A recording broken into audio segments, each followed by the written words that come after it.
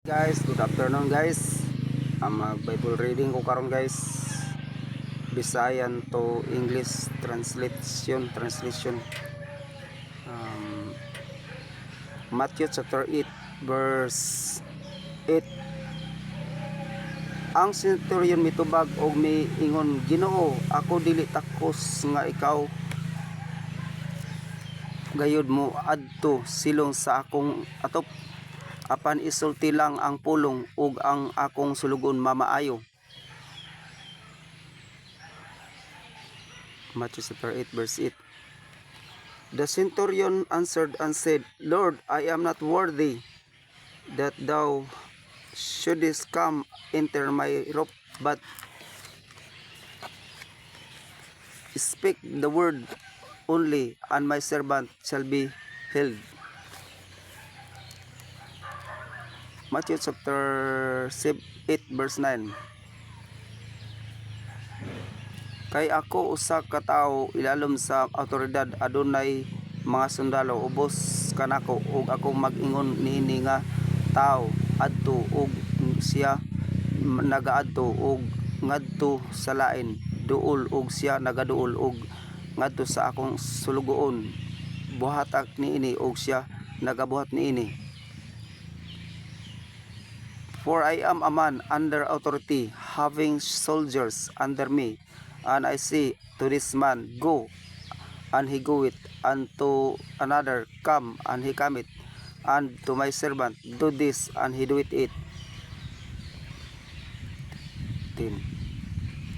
Sa dihang si Jesus nakadungog niini, siya natingala og miingon ngadto kanila nga nagsunod. Sa pagkatinod ako mag-ingon nga kaninyo, ako wala nakakaplag sa ingon kadako nga pagtuo, wala sa Israel. When Jesus heard it, he marveled and said to them that followed, Verily I say unto you, I have not found to great faith, no, not in Israel. Matthew chapter 18 verse 11.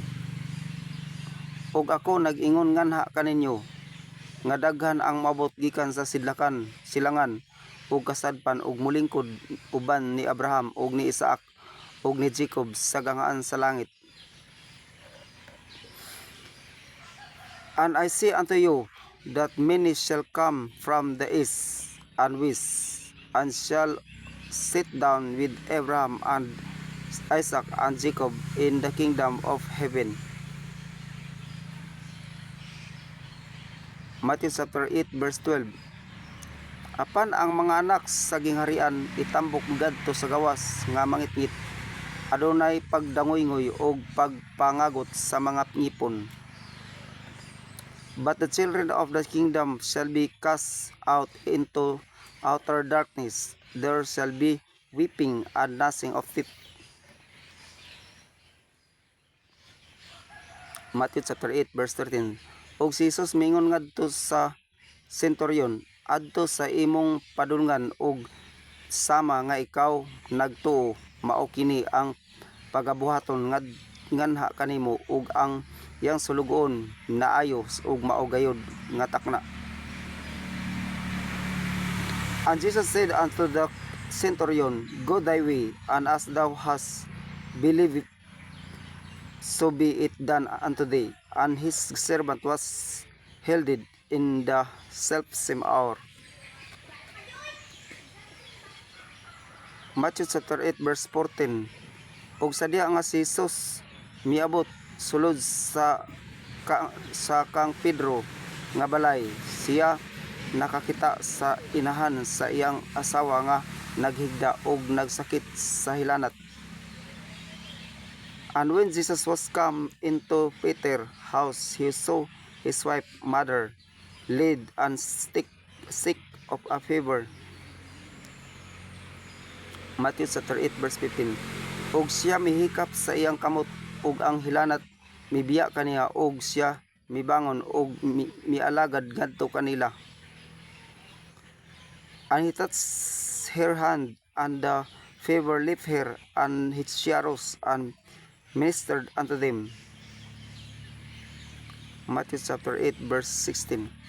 Sa dihang ang kagabhion miabot sila, midala ngadto kaniya sa daghang mga gisudlan og mga yawa, og siya mipagawas sa mga espiritu pinaagi sa iyang pulong og miayo sa tanan nga mga masakiton.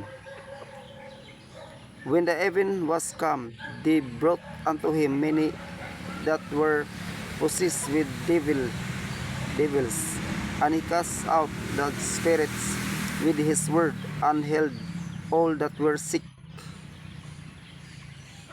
Matthew chapter 8 verse 17.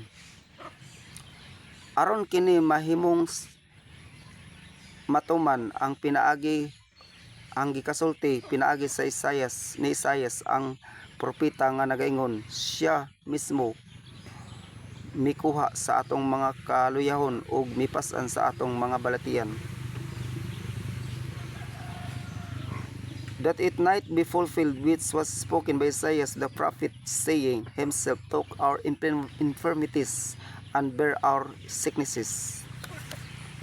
Thank you guys for watching, guys.